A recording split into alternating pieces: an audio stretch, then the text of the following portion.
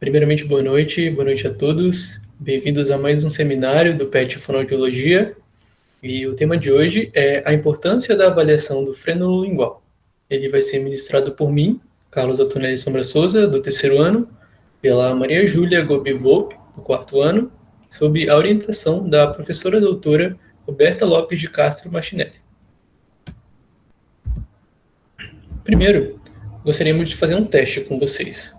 Eu vou pedir que vocês coloquem a língua no assoalho da boca, que é na parte de baixo, e tentem prender a língua lá e falar alguma coisa. Vou dar uns segundos para vocês. Não vou pedir para ninguém ligar a câmera, né? Porque... Mas vocês viram como é difícil? E como é desconfortável também? E o som também soa meio esquisito? Isso é para vocês refletirem sobre a importância da movimentação da língua para as funções. Uma delas é para a fala. E é sobre isso e tantas outras coisas que o nosso seminário vai falar. Bom, a língua humana ela é uma estrutura muscular complexa que foi configurada para realizar as funções de sugar, mastigar, deglutir, respirar e falar. Ela é considerada uma das funções, uma das estruturas mais importantes do corpo humano. Porém, o diagnóstico e o tratamento de alterações relacionadas à língua sofrem atrasos quando comparadas a outras da estrutura da cabeça e pescoço, pois ela tem uma complexa anatomia. Falando um pouco sobre de como é formada a língua, a sua mioarquitetura consiste em uma rede complexa de fibras entrelaçadas que funcionam juntas para produzir um conjunto quase ilimitado de deformações funcionais. Essas deformações elas vão contribuir mecanicamente para a produção da fala e também para a alimentação. A língua ela é formada por músculos extrínsecos e intrínsecos. Os músculos extrínsecos, podemos citar o estiloglosso, o genioglosso e o ioglosso, eles têm origem óssea, podendo ser na mandíbula, no processo estiloide e no ocioide, e tem inserção na língua. Eles são mais relacionados às mudanças de posição que acontecem. Enquanto os músculos extrínsecos, ele tem, que podemos citar, o músculo transverso e os longitudinais superior e inferior. Eles têm tanto a origem quanto a inserção na língua e são responsáveis pela mudança de forma. Toda essa complexidade anatomofuncional deve ser considerada ao se avaliar as funções orofaciais, já que a língua tem uma função muito importante em cada uma delas. Uma estrutura muito pequena, mas muito importante presente na língua, inclusive é o protagonista do nosso seminário, é o frênulo lingual. O frênulo é uma pequena prega de membrana mucosa que conecta a língua ao assoalho da boca, permitindo que a parte anterior da língua se mova livremente. Algumas vezes podem ocorrer limitações totais ou parcial desses movimentos, e nesses casos nós denominamos anquiloglossia. Na literatura, existem muitas definições sobre a anquiloglossia, porém muitas não englobam essa alteração em sua totalidade. É por isso que o conceito mais recente de anquiloglossia a define como uma anomalia congênita que ocorre quando tecidos embrionários remanescentes que deveriam ter sofrido apoptose durante o desenvolvimento permanecem na face inferior da língua, restringindo assim os seus movimentos. Estudos genéticos realizados em humanos têm sugerido que a anquiloglossia tem um caráter hereditário significativo, ocorrendo mais comumente no gênero masculino. Ela ocorre durante o desenvolvimento embrionário e pode ser diagnosticada na 22ª semana de gestação. Ou seja, ela está presente no início da vida e se mantém ao longo da vida também, quando não há o diagnóstico e o tratamento, e também não é possível que ocorra a ruptura espontânea do frênulo lingual ou seu alongamento por meio de exercícios.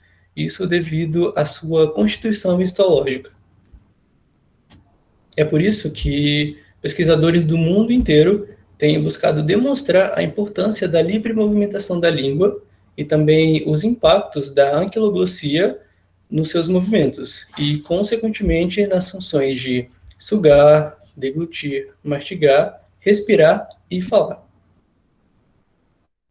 E é sobre essas funções que falaremos a seguir. Bom, na respiração, a língua ela é muito importante, pois são os músculos extrínsecos que vão ajudar a posicionar adequadamente a língua na cavidade oral. É o músculo gengioglosso que move a língua e o ocioide para frente durante a expiração, para assim abrir as vias respiratórias. A literatura refere que a anquiloglossia afeta o crescimento orofacial, particularmente o desenvolvimento da maxila, devido à posição baixa que a língua vai se encontrar nesses casos. Isso vai levar ao desenvolvimento anormal do palato duro, que será mais alto e estreito, quando comparado à normalidade. E, secundariamente, levará também à respiração oral durante o sono, que, por sua vez, vai piorar esse crescimento anormal orofacial.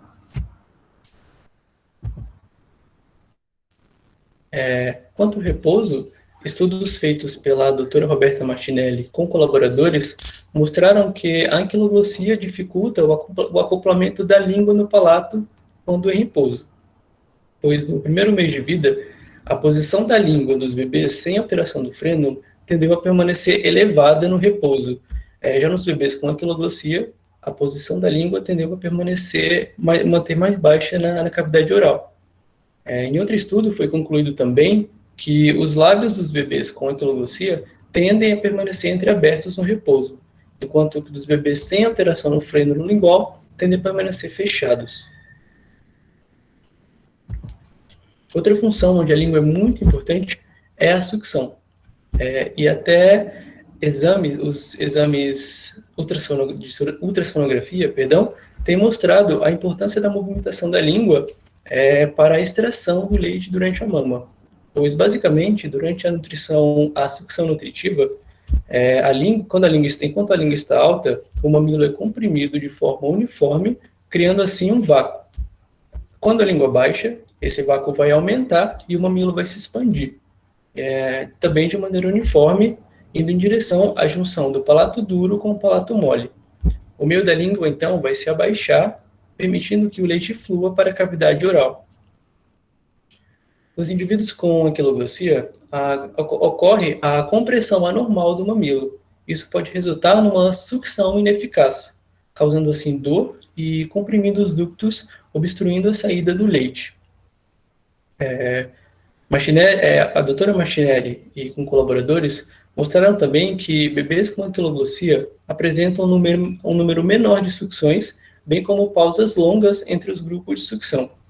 Porém, é preciso enfatizar que, mesmo os bebês com anquiloglossia, com a língua presa total, onde o frênulo está fixado na ponta da língua, é possível que esses bebês eles mamem, porém, as compensações presentes nessa ação feitas por eles, vai ser muito fatigante para eles e também vai tornar essa alimentação ineficaz, causando a necessidade deles serem alimentados com mais frequência. Uma curiosidade é que um estudo clínico experimental mostrou que a alimentação do movimento da língua também pode ser observada durante o choro, pois em bebês com anquiloglossia, a língua tendeu a permanecer na linha média ou com a ponta baixa, porém, sempre com a elevação das laterais, com a elevação maior das laterais durante o choro, comparados aos bebês sem alteração do frênulo, onde a língua tendeu a se manter na linha média ou mais elevada. A mastigação também é influenciada pelos movimentos da língua, visto que ela é vital para mover e posicionar o alimento entre os dentes, para selecionar fragmentos de alimentos, para misturar a saliva com esse alimento e também para transportar o bolo alimentar até a orofaringe. Indivíduos com anquiloglossia, eles vão apresentar modificações do modo de triturar esses alimentos, utilizando ou do amassamento da língua pela língua, amassamento do alimento pela língua, perdão, o uso dos dentes situados na porção anterior, porção da frente, além da apresentarem contrações exageradas da musculatura perioral, como, por exemplo, o músculo orbicular. Na literatura também foram citadas algumas alterações presentes que podem estar relacionadas à anquiloglossia. Entre elas, alterações estéticas, como a presença de diastemas interstiçais inferiores, alterações funcionais, como a dificuldade de higiene oral, causando assim um nicho de placa bacteriana, e também a destruição do tecido dentário, e alterações esqueléticas e dentárias, e o posicionamento do ocioide mais para cima e para trás. Por fim, a deglutição, onde a língua também é muito importante, pois é a movimentação da musculatura intrínseca e extrínseca que vão impulsionar o bolo alimentar em direção à faringe durante a fase oral da deglutição. Alterações na movimentação da língua, sejam de origem muscular ou neurológica, podem levar à disfagia. E agora eu passo a palavra para a Maju, que vai falar dessas alterações na fala. Obrigada, Carlos. Bom, então, finalizando as funções e o impacto que a anquiloglossia traz nelas, nas funções orofaciais, vamos falar da fala. Bom, todo mundo sabe que os movimentos da língua são muito importantes para a produção da fala, certo? Esses movimentos, eles são uma das atividades motoras mais complexas que nós temos. E para produzir os diferentes sons da língua, né, cada fonema, a língua ela precisa estar em um formato e em uma postura diferente dentro da cavidade oral, certo? Então, para isso, a língua está em constante movimento e o indivíduo precisa ter agilidade e precisão nesse órgão. Quando isso não ocorre, no caso da anquiloglossia, que está limitando essa movimentação, a gente encontra, então, alterações na fala, né? O indivíduo ele vai tentar, já que a língua não está conseguindo, em determinados fonemas, atingir o ponto articulatório adequado, realizar compensações da própria língua e de outros músculos ao redor. Então, quais seriam essas compensações? Imprecisão articulatória, uma velocidade de fala aumentada, uma abertura de boca reduzida, por quê? Né? Os fonemas em que o ápice da língua, a ponta da língua, precisa tocar lá a papila incisiva, por exemplo, né, atrás dos dentes superiores. O indivíduo, se está com essa língua limitada, com esse ápice mais preso lá embaixo no assoalho da boca, não consegue fazer essa elevação da língua. Então, para tentar fazer a língua alcançar o ponto correto, ele abre pouco a boca. Desvios de lábios e de mandíbula também, né? Como eu falei, a posição baixa da língua na cavidade oral. E também a gente pode observar a participação atípica das margens laterais da língua, né? Nessa tentativa de elevação da língua, como o ápice está preso, as laterais daqui se elevam.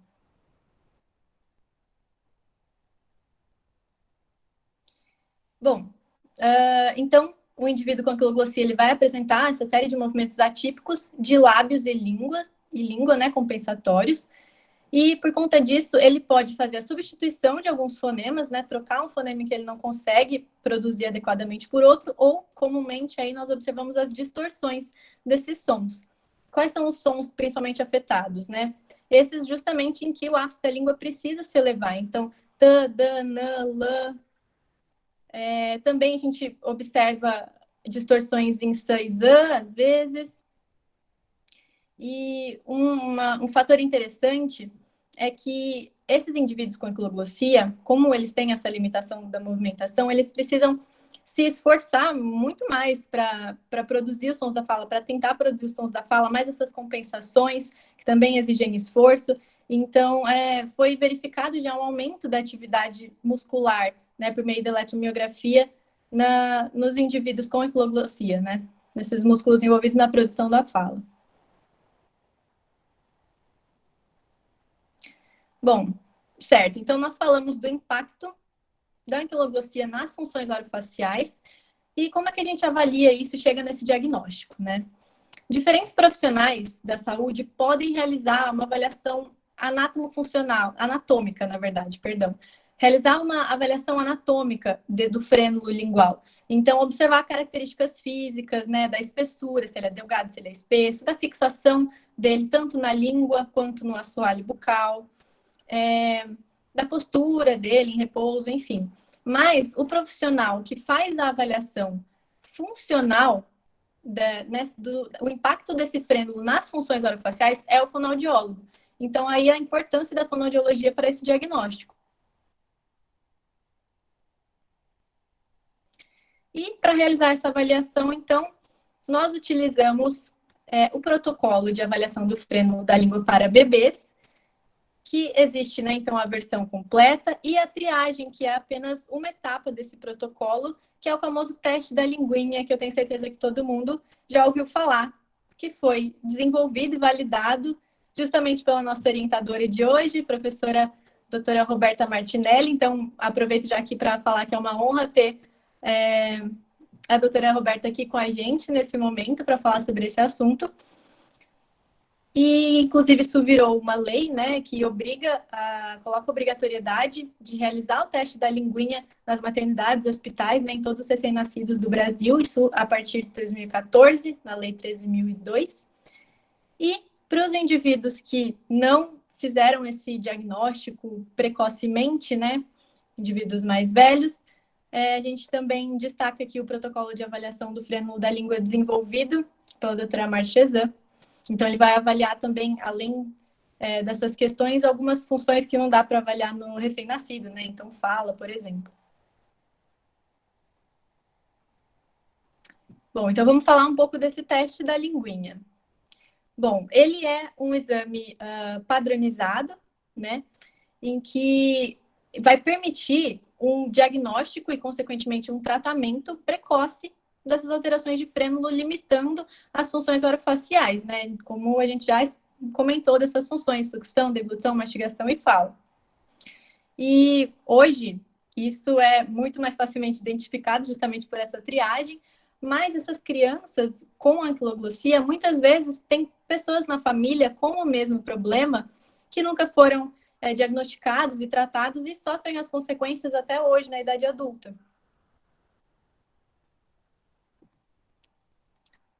Bom, então, o teste da linguinha, ele deve ser realizado por profissionais habilitados, a equipe deve passar por um treinamento técnico. E, como eu já comentei também, a triagem, ela é realizada apenas uma parte do protocolo completo. O protocolo completo inclui uma história clínica, né, uma entrevista com a mãe, com o responsável da criança, a avaliação anatomofuncional, para verificar essas características físicas do frênulo, e a avaliação da sucção, em que é feita uma avaliação da sucção nutritiva e não nutritiva. A sucção não nutritiva é analisada a partir da introdução do dedo mindinho na cavidade oral do bebê, que de maneira reflexa vai iniciar a sucção. E a sucção nutritiva é durante a amamentação. Pode passar.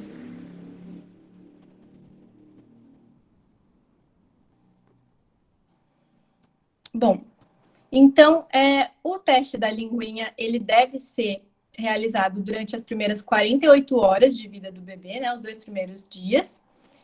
E ele é muito importante, né, como eu já comentei, para identificar esses casos severos de anquiloglossia rapidamente, já fazer indicação cirúrgica na própria maternidade. Então, evita que esse bebê vá sofrer as implicações nas funções orofaciais. E quando é realizado esse protocolo, ele tem uma pontuação, certo? E se a pontuação for superior ou igual a 7, isso já indica que há uma limitação, de fato, da movimentação da língua por conta do frênulo e já é feita a orientação da cirurgia para a família. Mas existem alguns casos duvidosos. Quando essa pontuação está entre 5 e 6, ela não é tão pequena, abaixo de 4, mas também não chega a 7, ou quando simplesmente não foi possível fazer a visualização durante a triagem, né, nesse primeiro momento. Então, esses casos são encaminhados posteriormente para reteste. Então, aqui eu trouxe uma imagem da triagem do teste da linguinha na íntegra para vocês. Estou colocando primeiro a primeira parte dele, ampliada, para vocês verem. Então, essa é a parte anatomofuncional, né? Então, é observado a postura dos lábios em repouso do bebê, se esses lábios estão fechados, estão entreabertos, ou se eles estão abertos. Também o posicionamento da língua enquanto o bebê chora. A forma do ápice da língua também, né? A língua precisa estar elevada para a visualização do ápice, então, ou durante o choro, ou realizando uma manobra de elevação da língua. Pode passar. Aí aqui o restinho dele. Observa-se, então, o frênulo lingual, né, por meio dessa manobra de elevação. E, em alguns casos, pode não ser possível a visualização, então, ocorre a necessidade de realizar tanto a elevação da língua quanto a posteriorização, né? Então, isso vai ser anotado.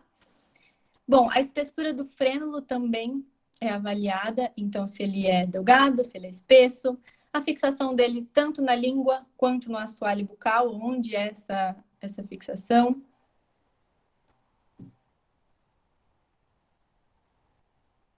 E essa foi a triagem. Bom, então, nos indivíduos que ficaram aí, em casos duvidosos ou que não foi possível a visualização do frênulo, vão ser encaminhados para o reteste. E esse reteste é feito aos 30 dias de vida do bebê, tá? Com 1 mês. E aí, nesse caso, sim, aplica o protocolo completo, então, envolvendo lá a história clínica, a avaliação anatomofuncional novamente e a avaliação da sucção. Bom, então, a história clínica, por vezes, ela pode ser desconsiderada caso seja percebido em que a família está fornecendo informações muito inconsistentes, porque esse protocolo ele possui pontuações independentes entre as suas etapas. Então, é possível fazer essa desconsideração, mas claro que a gente acha muito importante a anamnese, a entrevista com a família, né? Para avaliação da sucção nutritiva, quando o bebê está mamando, é orientado a família que no reteste ele seja levado em um momento ali próximo à mamada, que ele esteja acordado, que ele esteja com fome, para que seja possível essa observação. E, caso aplicado o protocolo completo, incluindo a história clínica, se a pontuação do bebê for de 13 ou mais, aí sim é identificada a limitação da movimentação da língua e orientada à cirurgia, ou caso não tenha sido desconsiderada, né, a história clínica e feito somente o restante da avaliação, pontuação 9 ou maior que 9 é indicativo de limitação. Aqui, então, mostrando o reteste, né, o protocolo completo, história clínica, é só a identificação, pode passar. A segunda parte dele, bom, então, é perguntado para a família, né, sobre se existem casos de alterações do frênulo na família, né, se tem esse histórico, saúde no geral, e aí especificamente uma investigação da amamentação. Se a criança, ela sente muito cansaço, se o intervalo dela entre as mamadas é longo, se ela mama um pouquinho e já para e dorme, se ela solta o peito ou morde o mamilo. Por que essas perguntas são importantes, né? O Carlos já explicou para a gente quando ele falou lá no começo dessa sucção, no momento da amamentação, que o bebê, ele precisa, para realizar a sucção, elevar a língua, comprimindo o mamilo, e depois abaixar essa língua, aumentando ali a pressão, né? A pressão intraoral negativa dentro da cavidade oral. Desculpa, gente, que eu vou tossir. Não consegui fechar o áudio.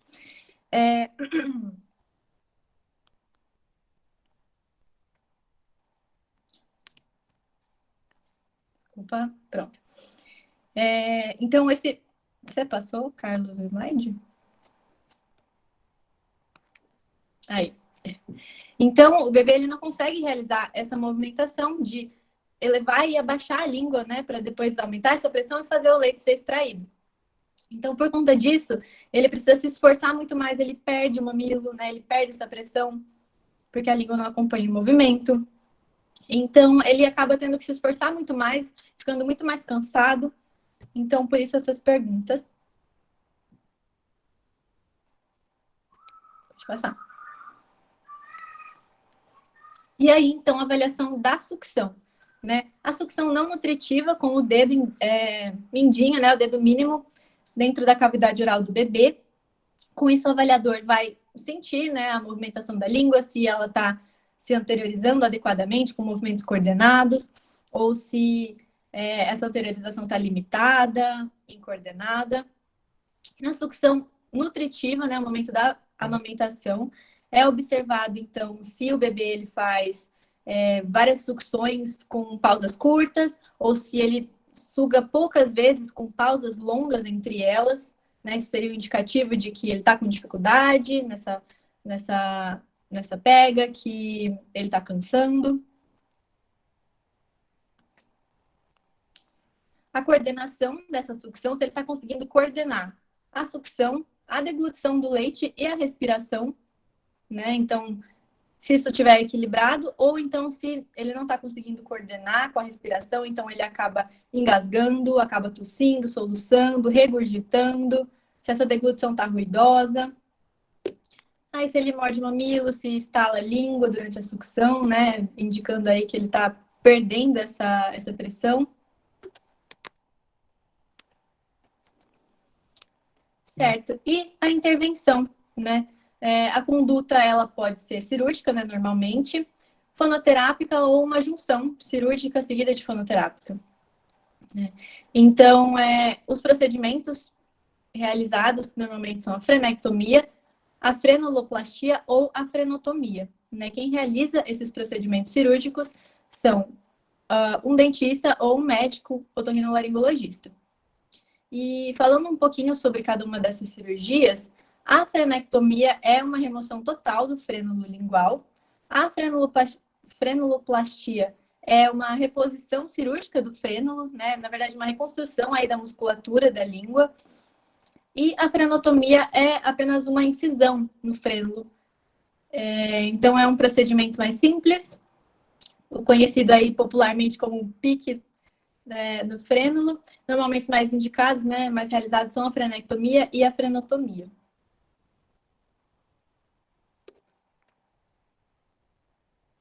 E agora, a gente convida a própria professora Roberta Martinelli, né, nossa orientadora desse seminário, para falar um pouquinho, complementar a nossa fala. Por favor, professora.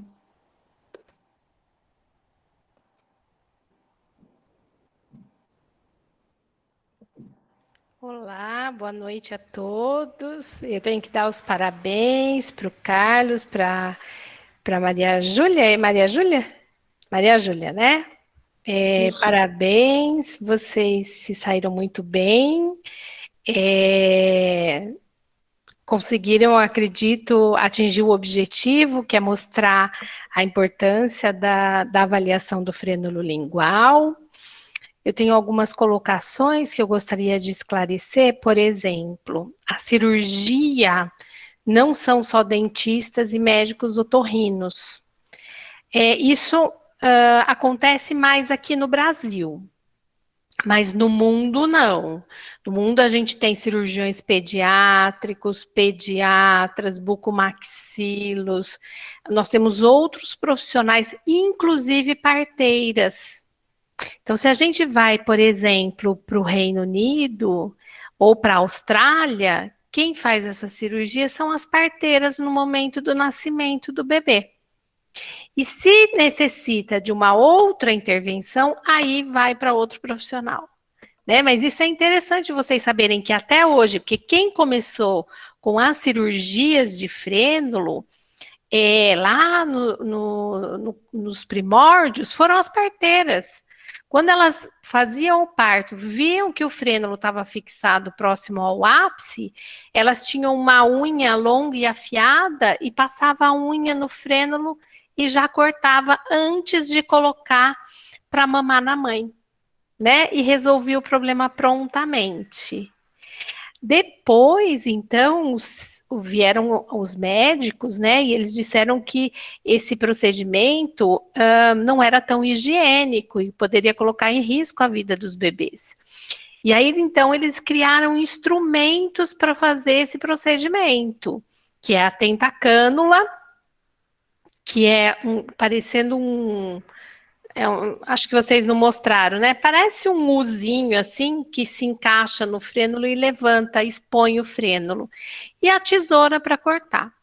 Então, assim, em bebezinhos, esse procedimento é simples, a gente popularmente chama de pique, porém, eu sempre brinco que o médico que trabalha comigo, ele diz que pique é potencial intenso de complicação, né? Então, se não souber fazer, vai piorar o quadro ao invés de melhorar, né? Então, para todos os procedimentos, tanto de avaliação quanto de intervenção cirúrgica, o profissional tem que estar treinado para fazer, né? Isso é muito importante, porque tem que ter conhecimento. Tem que ter conhecimento da anatomia da língua, tem que ter conhecimento da anatomia do assoalho da boca, tem que saber o que é o frênulo, qual o impacto dele nas funções que vocês colocaram muito bem.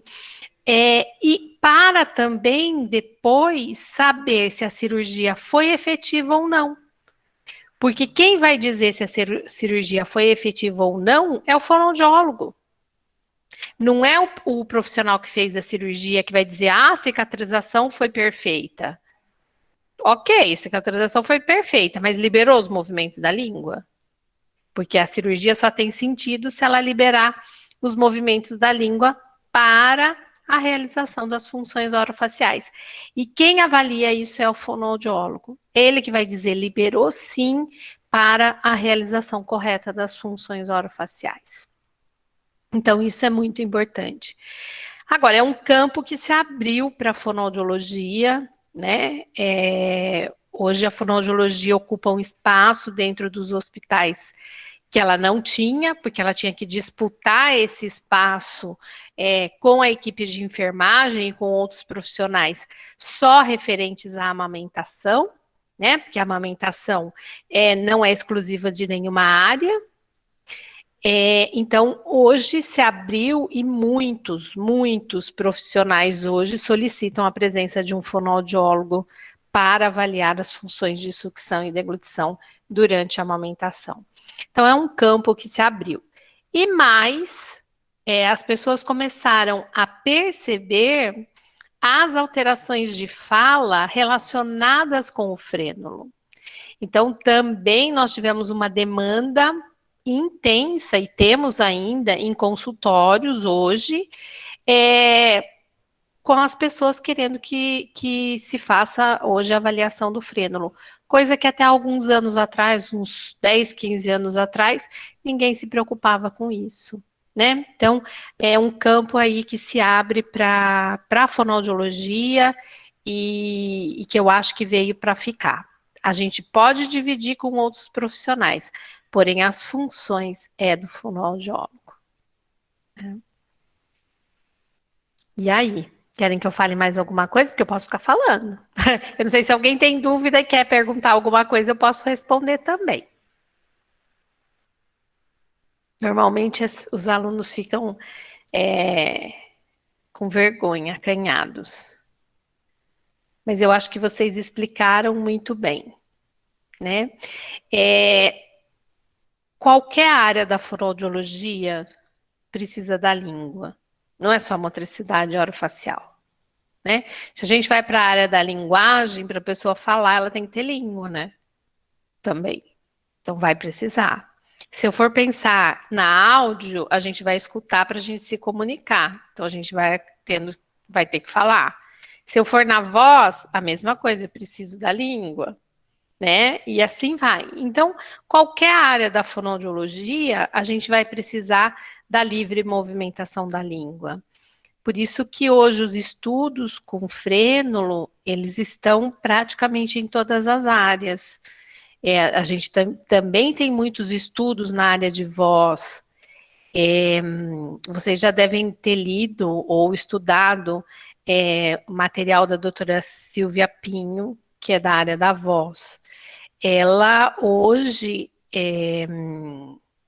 ela não trabalha mais sem uma avaliação do frênulo, porque o frênulo dá impacto na movimentação da laringe, né, na movimentação do ocioide também, e consequentemente da laringe, e como o Carlos colocou, os indivíduos com anquiloglossia, eles têm a tendência a ter o ioide mais elevado. Então, isso quer dizer, a laringe também está mais elevada na cavidade oral. E isso dificulta a manutenção, então, dos sons durante o canto. Né? Então, é também muito importante isso. Nós fizemos também um estudo com bebezinhos para ver, analisar, fazer a análise acústica do choro dos bebês, e esses bebês, eles têm um choro mais rouquinho, né? Porque fazem muito mais força, os bebês com anquiloglossia, do que os bebês que não têm a língua presa. Né? Então, acaba tendo correlação em todas as áreas. Isso que é fascinante quando a gente começa a entender essa pequena estrutura aí que está embaixo da língua. Ah, já estão começando a perguntar. Ah, então o fonoaudiólogo pode realizar a cirurgia? Não, não pode. O fonoaudiólogo só faz a avaliação e ele vai dizer se existe ou não limitação do movimento da língua. E vai encaminhar ou para um dentista ou para um médico para que faça o procedimento cirúrgico. Mas ele ele pode atuar no pós-cirúrgico imediato, na primeira semana, para adequar a amamentação, e pode reavaliar esse bebê 30 dias depois do procedimento cirúrgico para ver como está a amamentação. Então, a gente só faz acompanhamento pós-cirúrgico. Cirurgia a gente não pode fazer. Apesar que eu vou contar uma coisa para vocês, eu estava dando um curso e aí uma aluna, ela levantou e falou assim, mas eu faço a cirurgia, fono, tá? Eu faço a cirurgia. Eu falei, mas como? Ela falou assim, na minha cidade não tem ninguém. Eu vejo, eu mesmo faço. Eu falo, mas você não pode, nós não somos aptos a fazer cirurgia. E ela não sabia que ela não podia fazer cirurgia. E ela fazia. Ela diagnosticava e ela mesma cortava a linguinha dos bebezinhos, né? E aí a gente então acionou o conselho para que orientasse e dissesse o que ela poderia e o que ela não poderia fazer, né? Porque fono não pode fazer cirurgia, tá bom? Aí tem alguém que me perguntou, vamos lá ver. Se o frênulo pode mudar de forma durante os primeiros dias? Não, não pode. A gente fez estudos longitudinais acompanhando o frênulo no primeiro ano de vida, e a gente viu que do jeito que nasce, fica. O que pode acontecer é, por exemplo, eu ter um frênulo e aí eu ter alguma resistência, por exemplo, passar a unha nesse frênulo que está muito esticado, e aí ele estoura se eu passar a unha, mas eu tenho que passar a unha. Né, como as parteiras faziam, ou o bebê colocar o dedo na boca, isso faz com que isso possa estourar o frênulo, porém é altamente perceptível isso, que foi mexido por alguma coisa, mas por conta dele só, ele não se modifica. Depois de quanto tempo pode iniciar a fonoterapia pós-cirurgia? Vai depender da técnica cirúrgica, mano. Nós temos várias técnicas. Então, por exemplo, se o cirurgião optar por fazer cirurgia laser você pode entrar imediatamente após a cirurgia, já no pós-cirúrgico imediato, porque não sangra. Então, aí você pode entrar e já iniciar a terapia. Porém, se for uma cirurgia feita com bisturi, que aí necessita de sutura, né? Precisa dar ponto, aí você já não pode mais trabalhar. Você tem que esperar cair os pontos, cicatrizar, para depois entrar com os exercícios ou direto nas funções, dependendo do que o paciente necessite. A Carolina está me perguntando, existe um profissional mais adequado para realizar a cirurgia? Eu digo assim, Carolina, é quem sabe fazer. Não tem nem dentista e nem médico. É assim, tem dentista que sabe fazer muito bem, tem dentista que não sabe. Tem médico que sabe fazer muito bem, tem médico que não sabe. Então, o profissional adequado para fazer é o profissional que sabe fazer, que foi treinado para fazer. Tá bom? Esse é o ideal. Deixa eu ver se tem mais.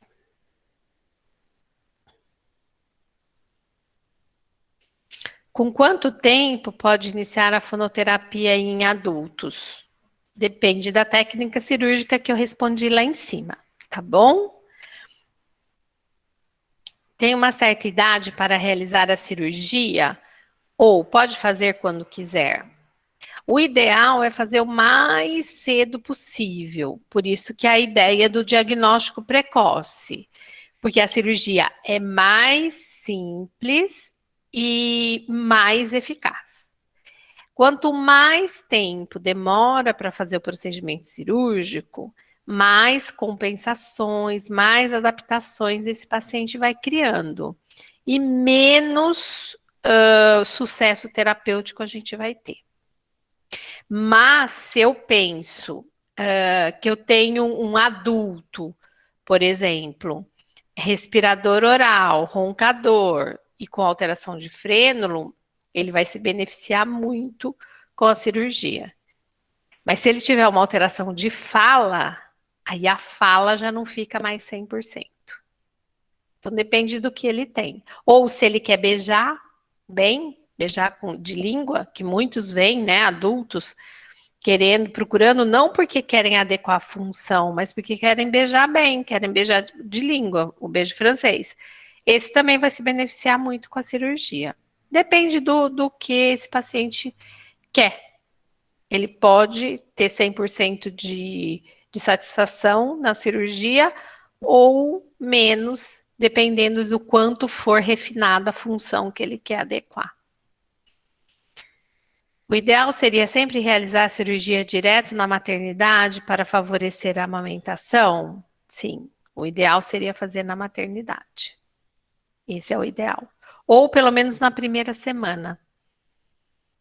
Esse seria o ideal. A gente vê que quando a gente faz nos primeiros dias, a mãe não tem queixa, não fere os mamilos, não tem queixa de dor. Já se você, quanto mais tempo demora para fazer, mais queixa essa mãe tem, mais chance de desmame precoce ela vai ter também. Algo mais?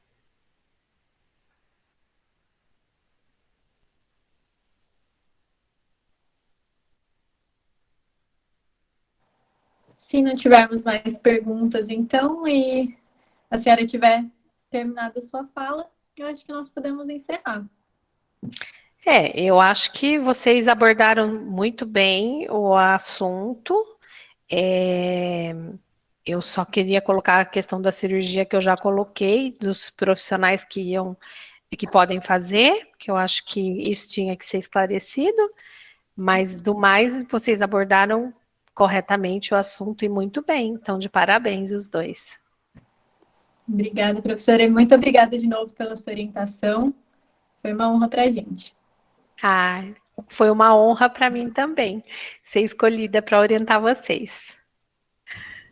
Eu preciso agradecer também, professora, foi maravilhoso, muito obrigado pela orientação, foi um risco, né, para falar de frênulo com a Roberta Machinelli, mas deu tudo certo. Muito obrigado, professora, mais uma vez. Eu que agradeço. Um abraço para todos e espero que todos tenham compreendido a importância da avaliação do frênulo, porque é muito importante. Um abraço. Você disponibilizou o link? de presença? Sim, eu Tá. estou fazendo isso agora. Tá. Então, calma aí, gente. Gente, eu só acho que o formulário está fechado, então eu vou ter que abrir para vocês responderem, tá bom? Então é só um momentinho.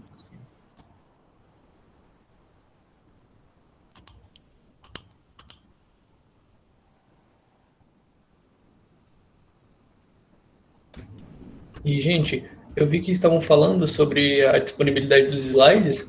A gente vai disponibilizar o seminário no YouTube, tá bom? No nosso canal do PET. Então, curtam o nosso canal, se inscrevam. O canal é Pet Fonoaudiologia, o nome. Curtam e assistam muito, porque vale a pena, porque ficou muito bonito o seminário.